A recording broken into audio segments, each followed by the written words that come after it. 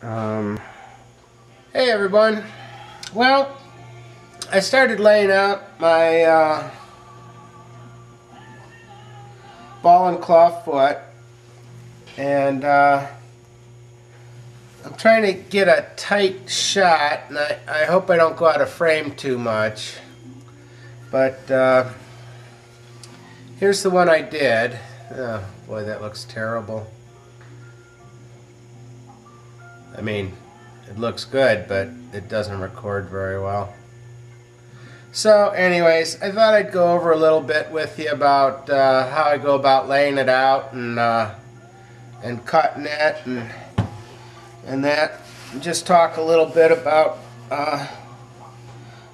woodworking. So when you go to lay out a carving, and believe me, I'm no expert at this. I'm going to be learning right here as we go. And but carving's something that I always wanted to do, and I've done a little bit, very simple carvings. But the things I've learned is that you lay out your carvings that you want to do with the tools that you have. And what I mean by that is if you've ever looked at carving chisels, there's hundreds of them, just literally hundreds of them. And they come in something called sweeps. And a sweep is the sweep is what the chisel. Let's see if I can show this. What the size of the diameter of the circle that the chisel makes.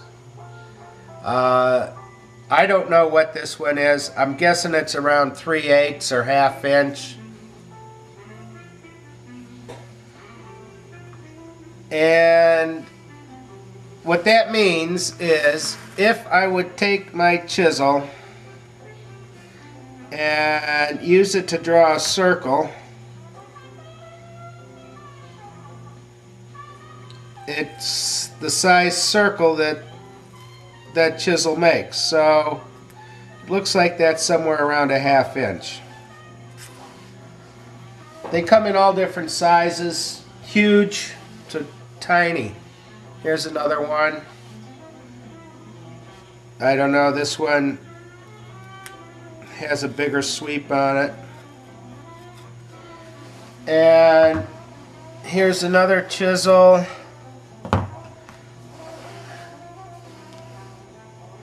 That looks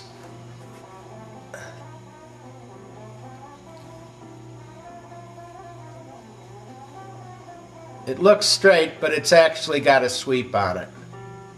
And then there's different chisels that are verniers. They call them verniers, and they cut just a very small line. Straight chisels. There's chisels like these that got these are more for intricate work. It allows you to get a lot closer to your work. So where I'm going with this is that when you have a carving, you use the sweep of the chisel to determine the layout of the carving. Because if you draw something that you can't chisel out, it's going to be a lot harder to do.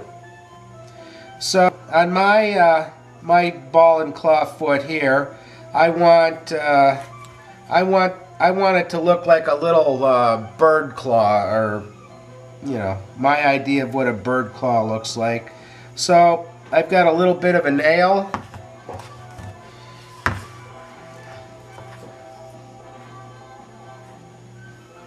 A little bit of a nail and the curves and kind of a raggedy foot. And like I say, I'm no expert at it, and but I want to do it, so I'm doing it. And I figure the more I do, the better I get. The more I do, the more I learn.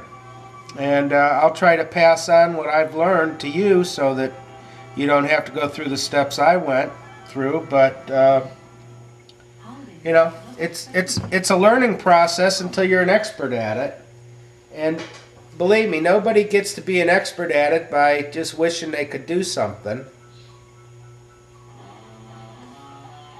It's also foolish to believe that the first one you do is going to be perfect. So you have to practice on something. And if you're going to practice on something, you might as well try to make something. You know, if it didn't turn out perfect, well, that's the way it is. But the next one will be better, and the one after that will be better, and the one after that will be better. Until you can do it and be fairly proficient at it. Once you become proficient at it, then you can polish your craft. I guess what I'm saying is, you know, just do it. Don't be afraid to make a mistake. Everybody's got to start somewhere.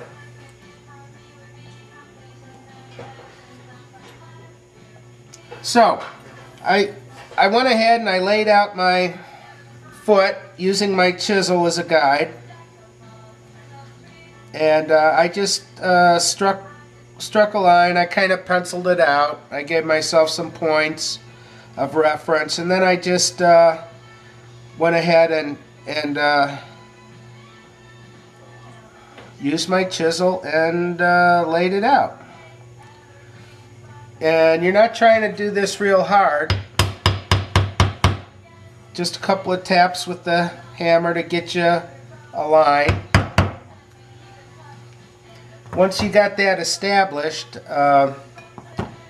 what I've found is to take my vernier chisel, and let's see if I can stay in frame here, and this is kind of awkward because part of learning how to carve is learning how to hold your chisel and not cut yourself. I'll tell you, I out of a lot of the different things I do, I think this is one of the most dangerous things there is. I'd much rather work on a table saw than to do this close-up carving here. You know, if you were carving a panel and pushing the chisel away from you all the time, it's one thing. But doing this, your hands are always right in harm's way. And I don't have one, but this would probably be a good place to get a Kevlar glove. And now here's something else that happens. I don't know if you can see that, but you know, I just barely touched the edge of that with my chisel, and it popped out the end grain. Because since we're working with a ball, everything's end grain on the top and the bottom.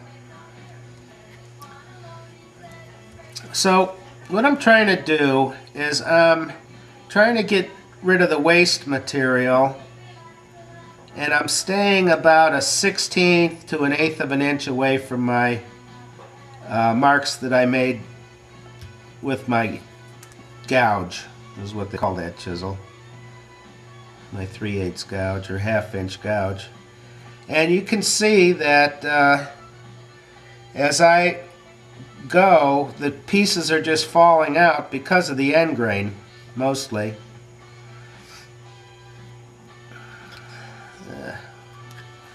So, the other tool I like to use is, I got one of these smaller verniers,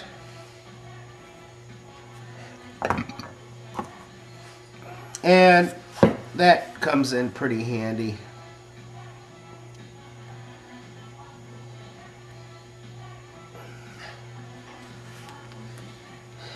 It's real hard to stay on frame and hold it right. And like I say, I don't want to cut myself here, so if I go out of frame, just bear with me. All I'm trying to show right now is the general idea that use your gouge to set the design.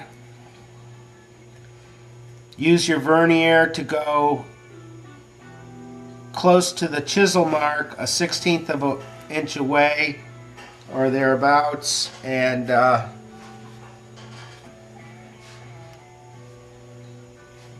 so that's what I've done. It looks very ragged, but I've defined the waist area. So now I'm going to take another chisel that's flat, and now I'm just going to pare that waist away.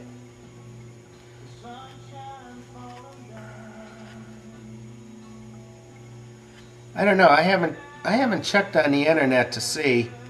I'm sure there's got to be a video on carving ball and claw feet. I'd like to see how they do it.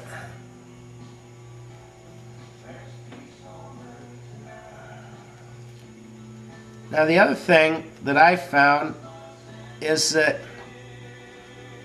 you're just taking little tiny slicing motions. You're not trying to remove a lot of material. And what I'm doing is I'm trying to get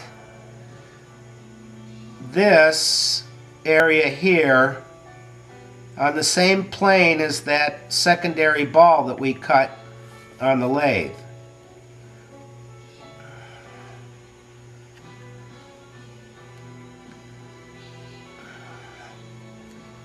And I feel like I'm doing it rather slowly.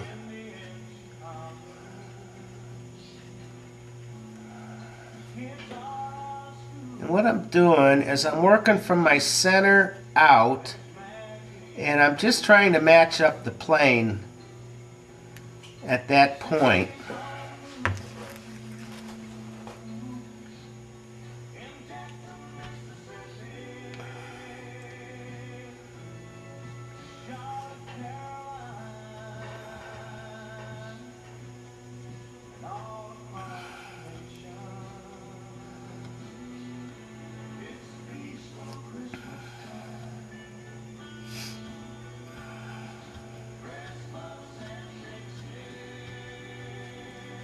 Okay, I've pretty much blended in that bottom area to the ball. Now I'm going to turn it around, and I'm going to work in towards my carving with a different, I don't know, it's almost like a different stroke. And this is what gets me kind of nervous here. I'm pushing, and if I slip, my finger's right here. And I've sliced open a finger or two.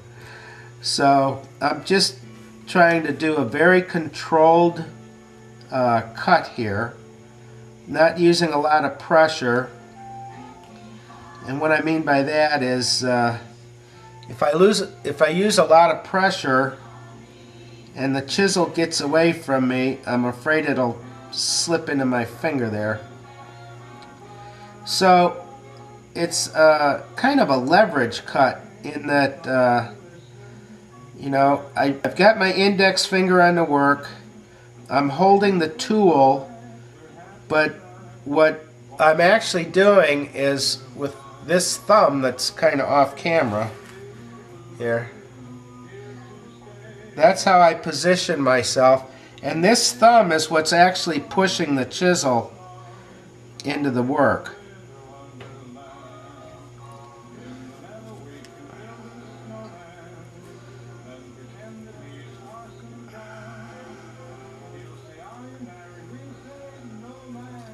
And like I say, you're using a slicing action. And just taking off small chips. I guess after you become a little more proficient with it, you could pick up some speed. But at this point, I'm not really concerned about speed. I'm just concerned with doing it. So I got the first layer of material removed. Now I'm going to take my vernier chisel again and go in here and deepen that area.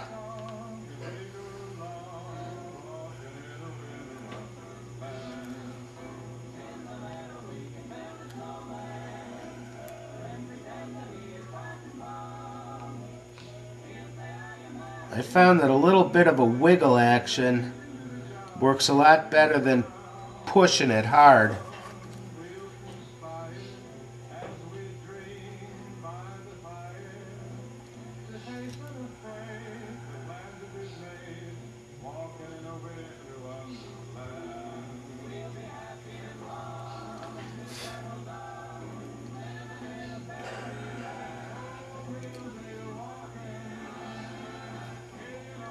You know, last night after I got done with the video and that, the lathe section, I started thinking to myself that, you know, well, boy, I don't know if I should have showed a set of legs that you need a lathe to make, because I realize a lot of people don't have lathes.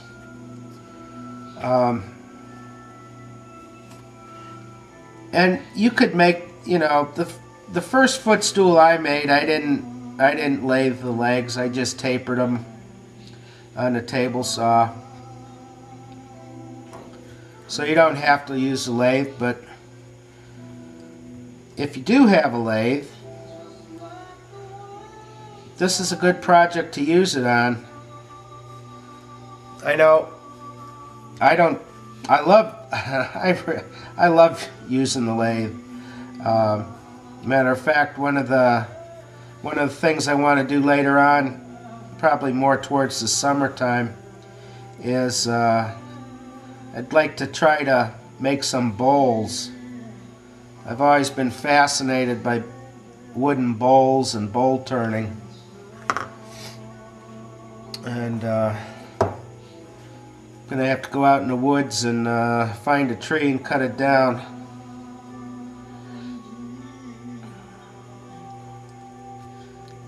What I understand is that it's much easier to turn green wood than it is kiln dried wood. So you can see that I'm deepening that relief, and I've cleaned it out. Now I'm going to turn it around again and work the other way, because if I'm working from the bottom of the leg up,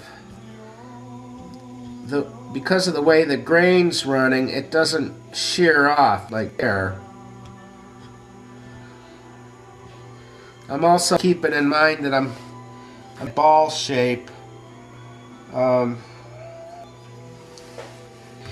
Even though it's probably going to be buried in the carpet somewhere. And you know, for me, I like to see a little bit of the carving marks. I don't like it when it looks like it's been made by a machine. Okay, so got the iron, chopped it out. First pass, chopped it out. Second pass. Now what I'm going to do is I'm going to go ahead and I'm going to define, clean out this edge here that I've been purposely trying to stay away from. Now this chisel here, believe it or not, is the same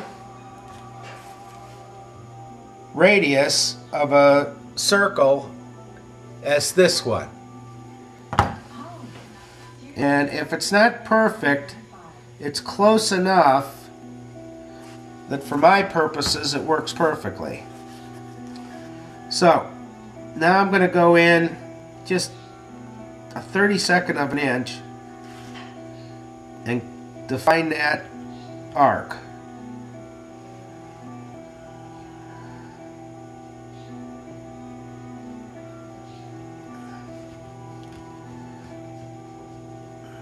I'm just pushing down, wiggling it a little bit.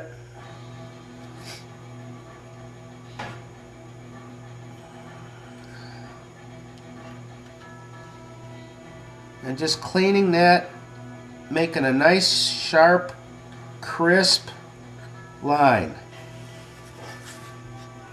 Go over to the other claw here. Position it and push.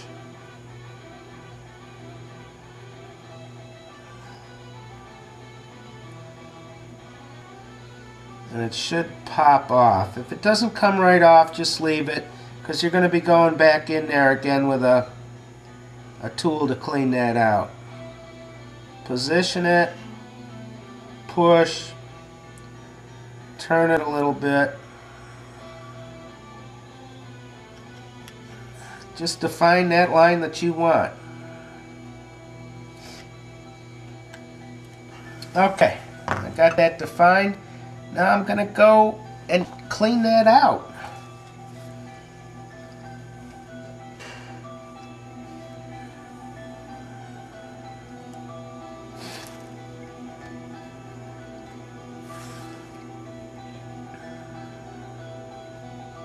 You know, I tend to, I don't know, criticize, or not criticize, but critique my work. And what that allows me to do is it keeps me in touch with, you know, how I'm doing it, and is there a better way, an easier way, a safer way to do it. And I guess that's basically how I learn. I'm sure everybody has a different way of doing that. Now, I see here that I got a little deep on my vernier chisel, and I'm just going to try to remove some of that and get rid of that little line.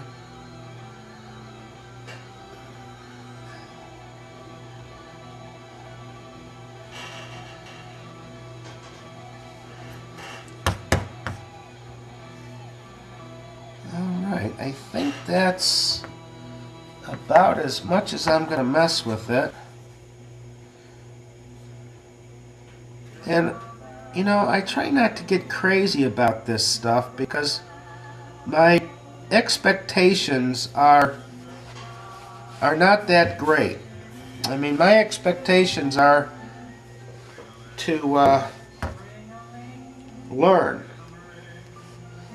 And the only way you're going to learn is by doing it. And that's why I keep emphasizing that part about just do it. Don't have your expectations so high that the project defeats you before you even get started on it. Okay. So that's two of them. A little bit about the layout. Let's see. What I did when I laid it out is I got the front, which is going to be sticking out, and I knew that I wanted a claw to be in line with that. And I wasn't sure if I was going to put a claw on the back or not. But well, I decided I needed the practice, so I decided to put a claw right in the back. So that lines up with the back corner. So I got my two, and then I laid out a claw that I wanted to be visible from the front. So it's basically in line with this edge. And then I just made little pencil marks, and that's the point of the claw.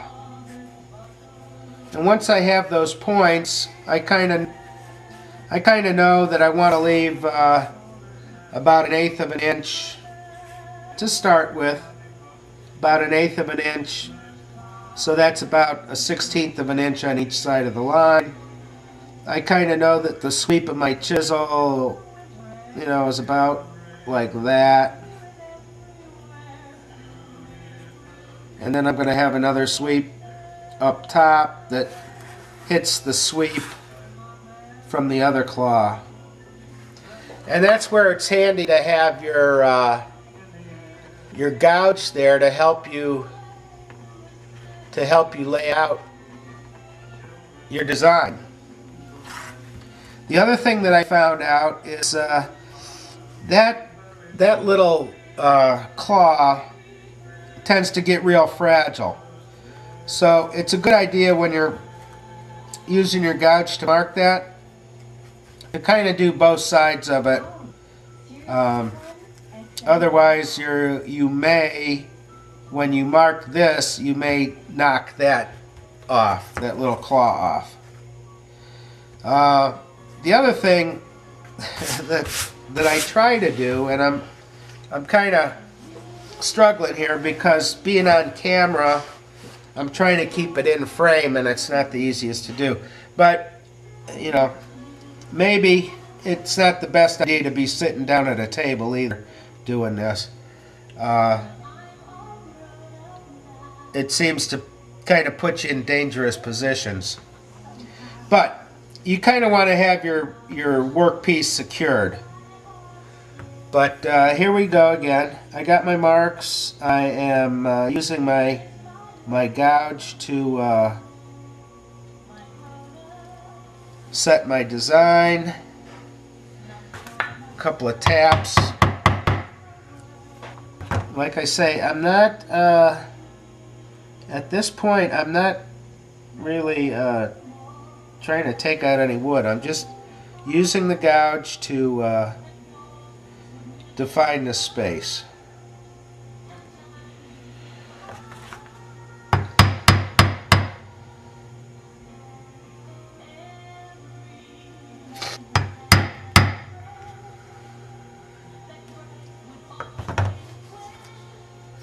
The awkward thing is when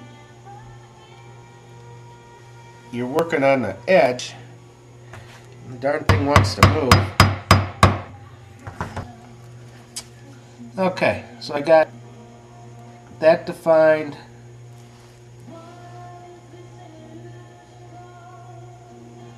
And I guess they're deep enough. Like I say, it's just a guide.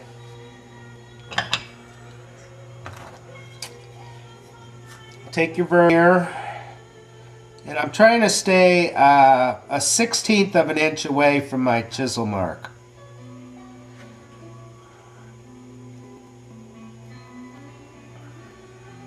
Thereabouts.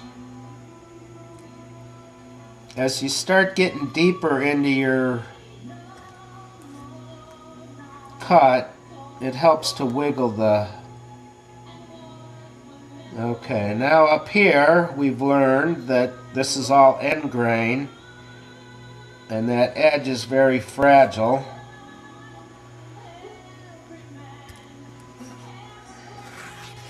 Now turn it.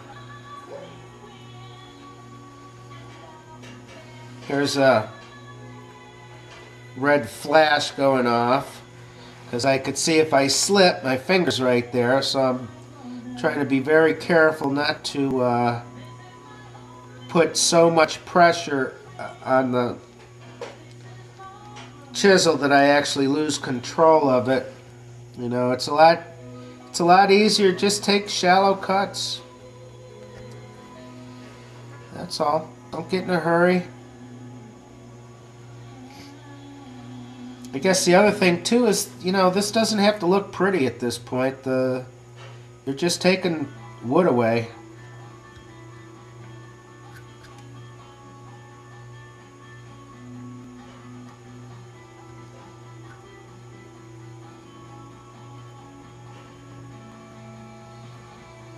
I guess what I'm trying to do is get down about a 1/16 of an inch, maybe a little more.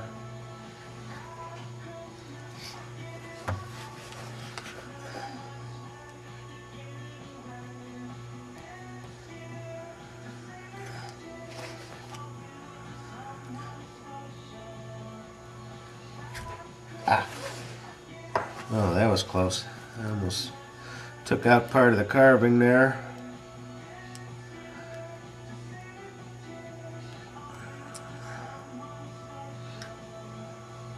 I can't imagine doing this in oak.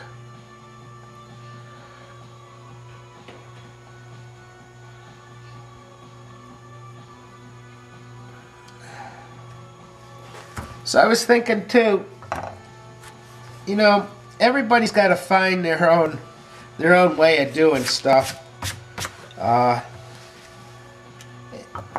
and everyone has different, you know, different skill levels.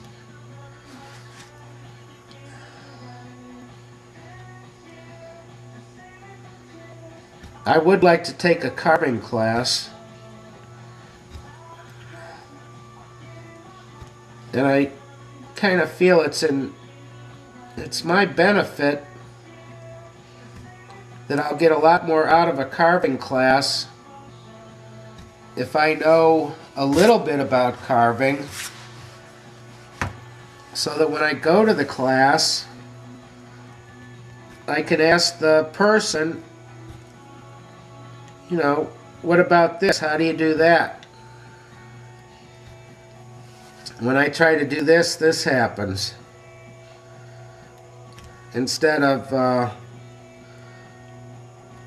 going to the carving class and that being your first experience, and then getting home and trying to carve something and find out that, you know, you really can't do it because you don't know.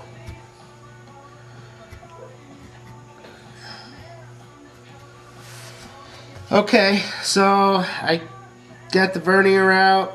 I chopped away the waste. I'm kind of in line with my secondary ball there. It's close enough. I'm going to turn the piece around now and work up. And this is where big chunks like to come out, because of the end grain. And you can see that it's not a lot of pressure, and it's a wiggling action, because what I want to slice the wood off. I don't want it to come out in chips.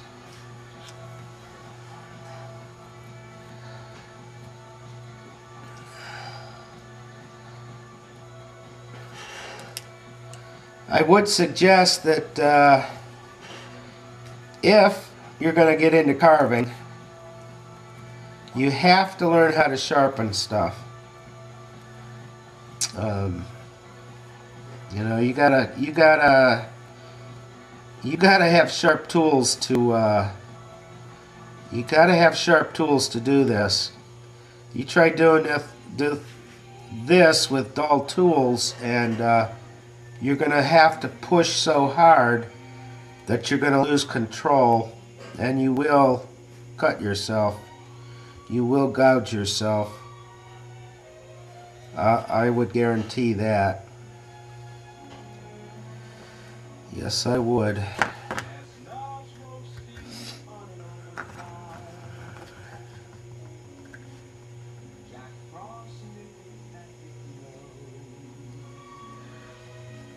I'm going to try to make that a little deeper right there.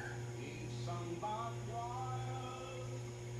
going to have to redefine my edge because of that chip that came out of it.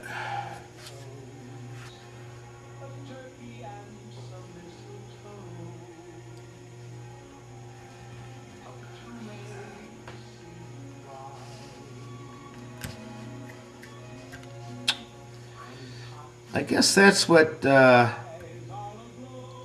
using the chisel to draw the outline does, is it stops the chips from ruining your carving.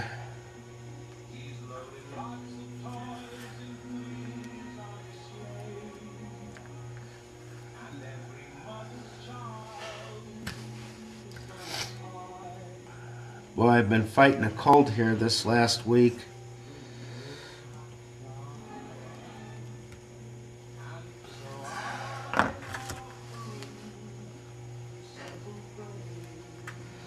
You know, that's one of the nice things about carving too, is it's one of those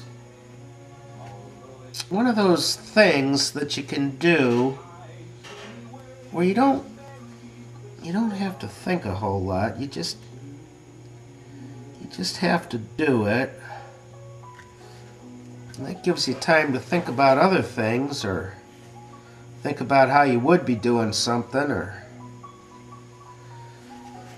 not that you can get too distracted, otherwise you'll start slitting your wrists open here. Okay, so that was my first layer to come off. Now we'll get the vernier in there again and get us down another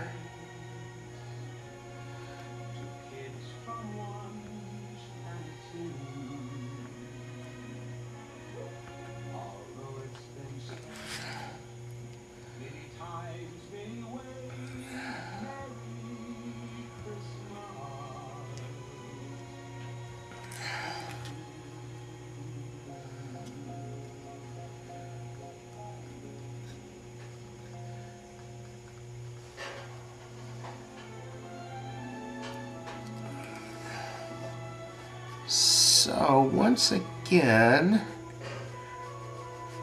this is just cutting the fibers on the carving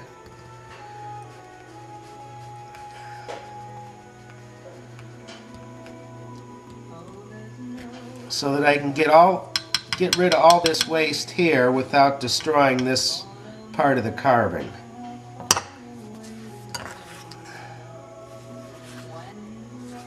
And I can see I still have got some more smoothing out to do there. I don't know if you can see it, but I'm doing pushing with my thumb again for a more controlled cut, instead of just trying to use my right arm and push it through.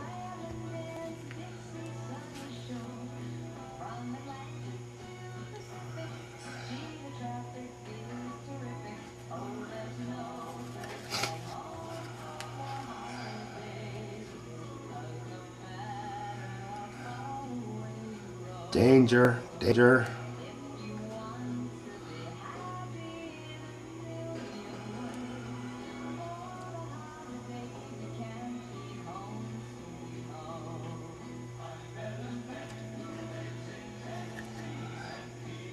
The other thing I found out too is that you know, sharpening the gouges, that's a whole different level of skill there too. It's one thing to be able to sharpen a chisel and get it sharp on a flat whetstone, but when you try to start sharpening gouges, that is a whole different thing. Okay, I can't do this down there.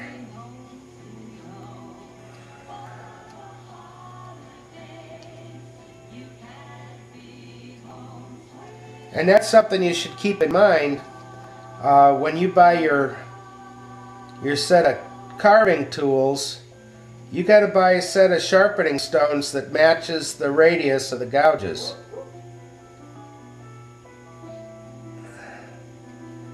Otherwise, you won't get too far sharpened. You won't get too far carving, because your chisels will go dull right away. Okay, I hear my darling dog outside. I'm going to have to go let her in. She's an old girl.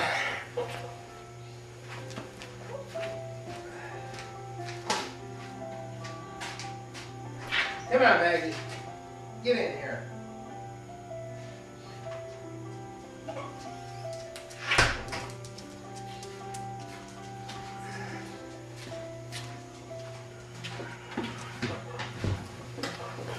Well, I've used up a lot of tape here just rambling on. I am gonna shut down for a while and just go ahead and do some carving, and I'll be back.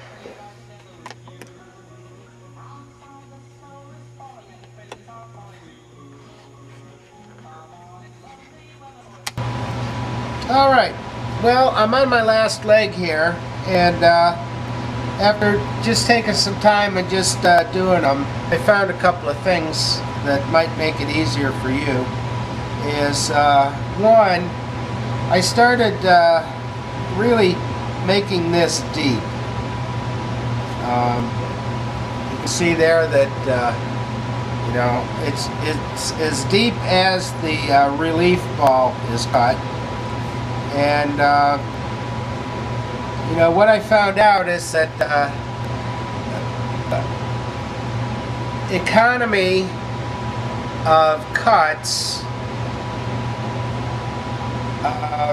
I don't know how to explain this, but I found that I was doing a lot of repetitive cuts, and that if I concentrated on how I was holding the chisel and how I was positioning the leg, I was able to go a lot quicker and have better results, because what I was doing is I was starting to get bored with cutting and carving, and I got to the point where my mind was wandering and I was starting to get sloppy. So I decided to try something a little bit different to see if I could do it quicker, and I found out that I got much better results because I wasn't doing as much carving. I don't know if that makes sense or not, but I was just trying to remove a little bit more wood at a time so that I wasn't getting bored removing the amount of wood that I was. The other thing that I found out was that if I kind of kept track of my position of my hands and how I was holding the chisel, then I didn't have to think about each time when I did it. I just did that same cut over and over again. Maybe you'll understand what I'm talking about if you try to do a piece. Okay, I collected my thoughts a little bit, and I guess what I was trying to say is that I can explain it to start out with this way. When I was trimming out houses, I was working in houses pretty much by myself, and these were big houses, 5,000 square foot houses, and you might hang 30 or 40 doors in the house, and trimming out the doors and the windows got pretty boring by yourself. And I used to make a game about how quickly I could do something. And part of the game was to fit the miter. And I would bring my pieces into the room and start nailing them up. And when I had to fit the miter, I'd put it together, look at the gap, and I'd say, okay, I can fit that miter in 5 swipes of the plane. And what that forced me to do was to make each swipe of the plane count, or make that swipe accurate, because I didn't want to have to use 6 swipes. I only wanted to use 4. And I guess what I'm saying with this is that the first leg that I did took about an hour and 10 minutes. This last leg that I did took about 20 minutes. I got it to the point in my head where I figured out that each area carving was essentially 5 different operations. I was doing 5 different things.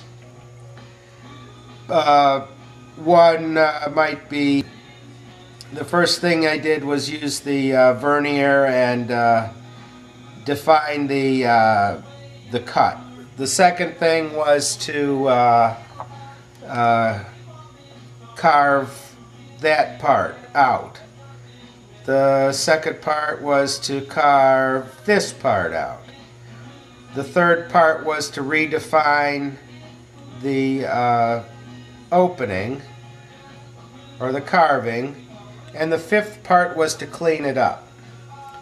So say the second part had 2 or 3 hand positions.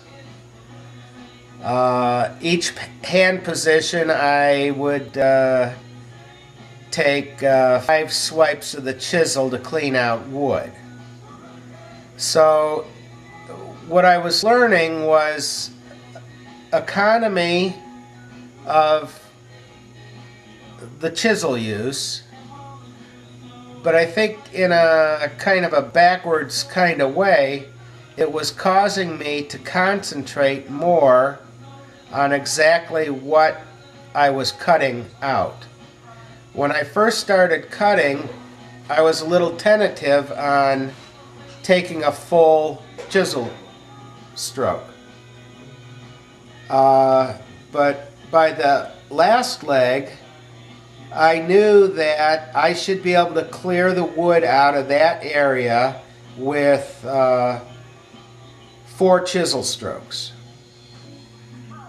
And it got to the point then when once it was broken down into something like that, I knew exactly where I had to place the chisel, how much pressure, what finger position, how to hold the leg in order to get that stroke. And instead of making it boring, it made it more interesting to me. If I was more interested, I was more engaged in what I was doing. If the desire is to be not a perfectionist, but just to learn how to do something to make it look good, then you must realize that that is only a series of steps to attain that. It's kind of like setting goals and having intermediate goals and knowing that you have to reach one goal to achieve the other. But anyways, so I think my last leg turned out a lot better than my first leg, and it took me a lot less time. I can't wait. I've got this idea in my mind about building another work table with huge ball and claw legs. I'm talking, you know, a 6-inch square hunk of wood with a big old ball at the end of the foot. And I can't afford to build the table right now because I don't have any time or space in the shop to do it. But you know, maybe 6 months from now, a year from now, 5 years from now, I will build a table with big ball and claw foot, and you know, that'll be fun. I'm going to look back on this time, and I'm sure I'll be doing other ball and claw, and each one will be a little bit better than the next. But you just got to do it. You got to do it. and stay engaged in what you're doing and take note of how you do it. An economy of strokes is important.